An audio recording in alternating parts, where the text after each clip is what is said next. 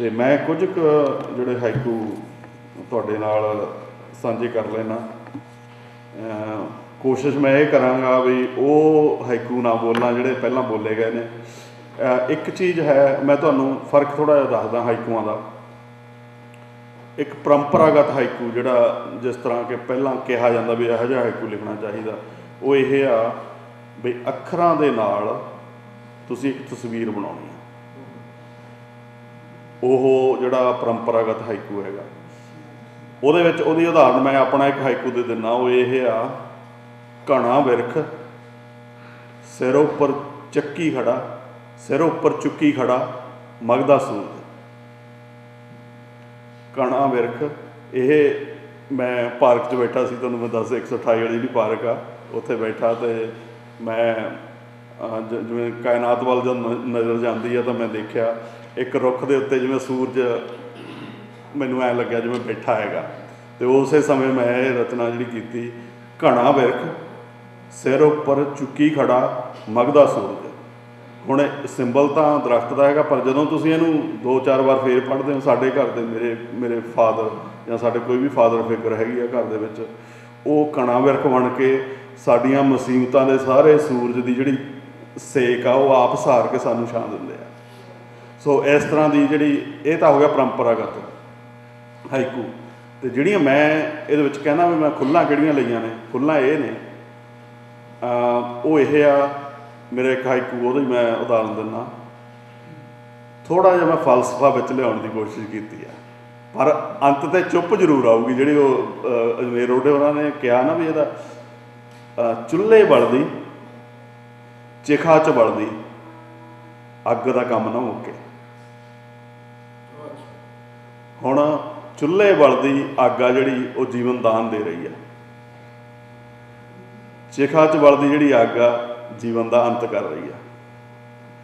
ਹੁਣ ਜੀਵਨ ਚੱਲਦਾ, ਸ਼ੁਰੂ ਵੀ ਹੁੰਦਾ ਰਹਿਣਾ, ਖਤਮ ਵੀ ਹੁੰਦਾ ਰਹਿਣਾ, ਸੋ ਅੱਗ ਦਾ ਕੰਮ ਨਹੀਂ ਮੁੱਕਣਾ। ਸੋ ਇਸ ਲਹਿਜੇ ਦੇ ਵਿੱਚ ਮੈਂ ਮਤਲਬ ਜਿਹੜੀਆਂ ਪਰੰਪਰਾਗਤ ਚੀਜ਼ ਤੋਂ ਇਹਦੇ ਵਿੱਚ ਥੋੜ੍ਹਾ ਜਿਹਾ ਆਪਣਾ ਫਲਸਫਾ ਪਾਉਣ ਦੀ ਕੋਸ਼ਿਸ਼ ਕੀਤੀ ਆ।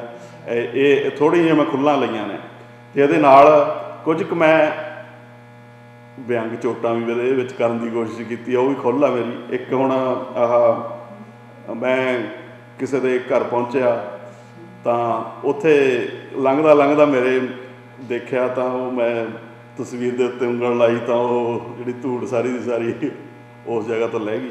ਹੁਣ ਉਹਦੇ ਬਾਰੇ 'ਚ ਫਿਰ ਮੈਂ ਲਿਖਿਆ, ਬਾਬੇ ਦੀ ਫੋਟੋ, ਮਹਿੰਗੀ ਲੱਕੜ ਦਾ ਫਰੇਮ, ਉੱਪਰ ਜੰਮੀ ਧੂੜ। ਅਤੇ ਹੁਣ ਇਹਦਾ ਤੁਸੀਂ ਇਹਦੇ ਵਿੱਚ ਵਿਅੰਗ ਦੇਣ ਦੀ ਕੋਸ਼ਿਸ਼ ਕੀਤੀ ਆ ਵੀ ਰੁਪਈਏ ਪੈਸੇ ਦੇ ਤੌਰ 'ਤੇ ਅਸੀਂ ਸਭ ਕੁਛ ਕਰਨ ਦੀ ਕੋਸ਼ਿਸ਼ ਕਰਦੇ ਹਾਂ, ਪਰ ਸਾਡੀ ਸ਼ਰਧਾ ਕਿੱਥੇ ਆ, ਉਹਦੀ ਘਾਟ ਆ। ਅੱਛਾ, ਇੱਕ ਮੈਂ ਇਹਦੇ ਵਿੱਚ ਤੁਸੀਂ ਜਦੋਂ ਜਾਪਾਨੀ ਹਾਈਕੂ ਪੜ੍ਹੋਗੇ ਨਾ, ਤੁਸੀਂ ਦੇਖੋਗੇ ਉਹਦੇ ਵਿੱਚ ਉਹਨਾਂ ਨੇ ਹਾਸਾ ਮਜ਼ਾਕ ਵੀ ਬੜਾ ਕੀਤਾ ਹੋਇਆ। ਸੋ ਮੈਂ ਇੱਕ ਜਿਹੜਾ ਅਗਲਾ ਹਾਈਕੂ ਆ, ਇਹਦੇ ਵਿੱਚ ਨਾ ਮੈਂ ਮਾੜਾ ਜਿਹਾ ਜਿਵੇਂ ਹਲਕਾ ਜਿਹਾ ਹਾਸਾ ਲਿਆਉਣ ਦੀ ਕੋਸ਼ਿਸ਼ ਕੀਤੀ ਆ। ਗੀਤ ਗਾਇਆ ਬੇਸੁਰੇ ਡੱਡੂ ਨੇ, ਬੱਦਲ ਉੱਡ ਗਏ। ਹੁਣ ਜਿਵੇਂ ਆਪਾਂ ਕਹਿੰਦੇ ਹਾਂ ਵੀ ਇੱਥੇ ਕੋਈ ਆਪਣੀ ਗੀਤ ਗਾਉਣ ਲੱਗਿਆ ਬੇਸੁਰੀ ਆਵਾਜ਼ ਦੇ ਵਿੱਚ, ਜਦੋਂ ਗਾਉਂਦੇ ਨੇ ਬਾਅਦ 'ਚ ਅੱਖਾਂ ਖੋਲ੍ਹੀਆਂ ਤਾਂ ਸਰੋਤੇ ਸਾਰੇ ਗਾਇਬ। ਅਤੇ ਸੋ ਕਹਿਣ ਤੋਂ ਮਤਲਬ ਇਹ ਆ, ਗੀਤ ਗਾਇਆ, ਡੱਡੂ ਉਦੋਂ ਹੀ ਹੁੰਦੇ ਆ ਜਦੋਂ ਬਰਸਾਤ ਹੁੰਦੀ ਆ, ਤੁਹਾਨੂੰ ਪਤਾ ਹੀ ਆ, ਉਦੋਂ ਨਿਕਲਦੇ ਆ। ਗੀਤ ਗਾਇਆ ਬੇਸੁਰੇ ਡੱਡੂ ਨੇ, ਬੱਦਲ ਉੱਡ ਗਏ। ਵੀ ਭਾਈ ਇਹ ਤੋਂ ਮੈਂ ਪਰੇ ਹੀ ਚੰਗਾ ਹੈ ਨਾ। ਸੋ ਇਹ ਛੋਟਾ ਹਾਸਾ ਮਜ਼ਾਕ। ਅਤੇ ਫਿਰ ਆਪਣੀ ਰੋਜ਼ਾਨਾ ਜੀਵਨ ਦੀ ਜਿਹੜੀ ਗਾਥਾ ਹੈਗੀ ਆ, ਉਹ ਮੈਂ ਘਰ ਦੀ ਕਹਾਣੀ ਕਹਿਣ ਦੀ ਕੋਸ਼ਿਸ਼ ਕੀਤੀ ਆ। ਬਾਪੂ ਲੱਭਦਾ ਬੋਤਲ 'ਚੋਂ ਰੰਗ, ਭੁੱਖੇ ਰੋਣ ਨਿਆਣੇ। ਇਹ ਅਤੇ ਫਿਰ ਇੱਕ ਜਿਹੜੀ ਪਰੰਪਰਾਗਤ ਫੇਰ ਆ ਗਈ, ਜਿਹੜਾ ਪਰੰਪਰਾਗਤ ਜਿਹੜਾ ਹਾਈਕੂ ਹੁੰਦਾ, ਇੱਕ ਤਸਵੀਰ ਖਿੱਚਦਾ ਹੈਗਾ। ਹੁਣ ਆਪਾਂ ਪੰਜਾਬ 'ਚੋਂ ਆਏ, ਨਿਸਰੀਆਂ ਕਣਕਾਂ, ਹਵਾ ਦਾ ਬੁੱਲਾ, ਬੱਲੀਆਂ ਪਾਉਂਦੀਆਂ ਗਿੱਧਾ। ਇਹ ਮਤਲਬ ਉਹਦਾ ਚਿੱਤਰ ਕਰਨ ਦੀ ਕੋਸ਼ਿਸ਼ ਕੀਤੀ ਆ। ਅਤੇ ਫਿਰ ਇੱਕ ਵਿਅੰਗ ਹੋਰ, ਸਾਡੇ ਜੀ ਜਿਹੜੇ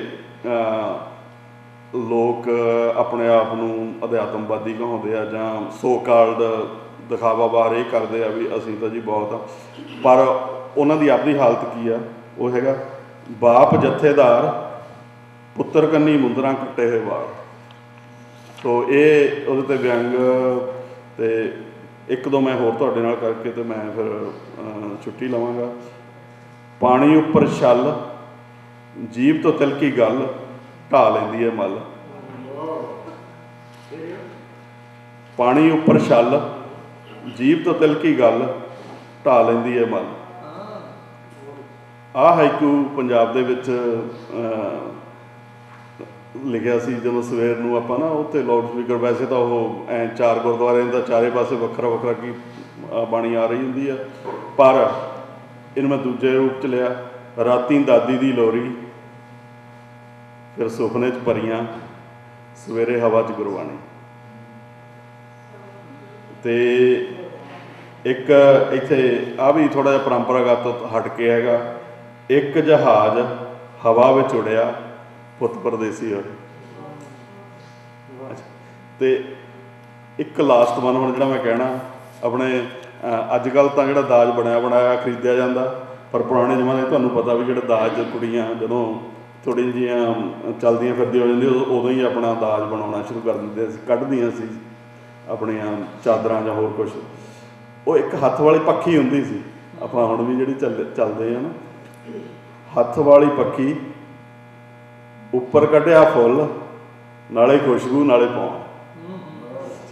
ਸੋ ਉਹ ਹਵਾ ਤਾਂ ਉਹ ਦੇ ਰਹੀ ਆ ਕਿਉਂਕਿ ਰੀਅਲ ਹੈਗੀ ਆ, ਪਰ ਉਹਦੇ ਉੱਤੇ ਜਿਹੜਾ ਕੱਢਿਆ ਫੁੱਲ ਉਹ ਸੋਚ ਦੇ ਵਿੱਚ ਜਿਹੜੀ ਖੁਸ਼ਬੂ ਪੈਦਾ ਕਰ ਰਿਹਾ ਹੈਗਾ, ਉਹੀ ਮੇਰਾ ਖਿਆਲ ਇਹ ਉਹ ਚੁੱਪ ਵਾਲੀ ਗੱਲ, ਜਿਵੇਂ ਅਜਮੇਰ ਹੋਣੀ ਕਹਿ ਗਿਆ ਸੀ, ਉਹ ਚੁੱਪ ਵਾਲੀ ਗੱਲ ਇਹਨਾਂ ਦੇ ਵਿੱਚ। ਅਤੇ ਦੂਜੀ ਗੱਲ, ਆਖਰੀ ਮੈਂ ਗੱਲ ਕਹਿ ਕੇ ਗੱਲ ਸਮੇਟਦਾ ਵੀ ਅੱਜ ਦਾ ਜੋ ਯੁੱਗ ਆ ਇਹ ਹਾਈਕੂ ਦੇ ਬੜਾ ਮੇਚਦਾ ਯੁੱਗ ਆ।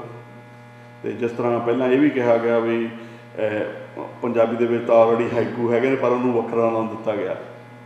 ਅਤੇ ਉਹ ਵੀ ਜਿਹੜੀ ਗੱਲ ਆ, ਬਹੁਤ ਵਧੀਆ ਗੱਲ ਹੋਈ ਆ ਅੱਜ, ਕਿਉਂਕਿ ਜੇ ਹਾਈਕੂ ਬਾਰੇ ਗੱਲ ਚੱਲੀ ਤਾਂ ਅਸੀਂ ਉਹ ਗੱਲਾਂ ਕਰਨ ਲੱਗੇ। ਅਤੇ ਪੰਜਾਬੀ ਦੇ ਜਿਹੜੇ ਟੱਪੇ ਨੇ ਵਾਕਿਆ ਉਹ ਹਾਈਕੂ ਨੇ, ਅਤੇ ਇਹਦੇ ਵਿੱਚ ਸੋਹੋ ਸਵਾਰ ਸਾਰਾ ਕੁਛ ਉਹਦੇ ਵਿੱਚ ਆ ਜੋ ਇਹਦੇ ਵਿੱਚ ਹੈਗਾ। ਸੋ ਆਉਣ ਵਾਲੇ ਸਮੇਂ ਦੇ ਵਿੱਚ ਅੱਜ ਜਦ ਕਿ ਦੁਨੀਆ ਦੇ ਕੋਲ ਬਹੁਤ ਥੋੜ੍ਹਾ ਵੱਝਵਾਂ ਟਾਈਮ ਆ, ਤੁਹਾਡੀ ਗੱਲ ਉਹ 2 ਲਫ਼ਜ਼ਾਂ ਦੇ ਵਿੱਚ ਹੀ ਸੁਣਨੀ ਚਾਹੁੰਦੇ। ਮੇਰਾ ਖਿਆਲ ਆ ਵੀ ਇਹ ਅੱਜ ਦੇ ਯੁੱਗ ਦੇ ਹਾਣ ਦੀ ਕਵਿਤਾ ਹਾਈਕੂ ਆ ਜਿਹੜੀ, ਅਤੇ ਉਮੀਦ ਆ ਵੀ ਇਸ ਕਿਤਾਬ ਤੋਂ ਬਾਅਦ ਹੋਰ ਹਾਈਕੂ ਲਿਖਣ ਵਾਲੇ ਪੈਦਾ ਹੋਣਗੇ ਇੱਥੇ, ਅਤੇ ਬੜੇ ਹਾਈਕੂ ਲਿਖੇ ਜਾਣਗੇ। ਮੇਰਾ ਖਿਆਲ ਆ ਜੇ ਉਹ ਲਿਖੇ ਜਾਣਗੇ ਤਾਂ ਸਾਡੇ ਅੱਜ ਦੇ ਸਮਾਗਮ ਦੀ ਇੱਕ ਬਹੁਤ ਵੱਡੀ ਪ੍ਰਾਪਤੀ ਹੋਊਗੀ। ਅਤੇ ਇੱਕ ਵਾਰ ਫਿਰ ਤੁਹਾਡਾ ਸਾਰਿਆਂ ਦਾ ਆਉਣ 'ਤੇ ਬਹੁਤ ਬਹੁਤ ਧੰਨਵਾਦ।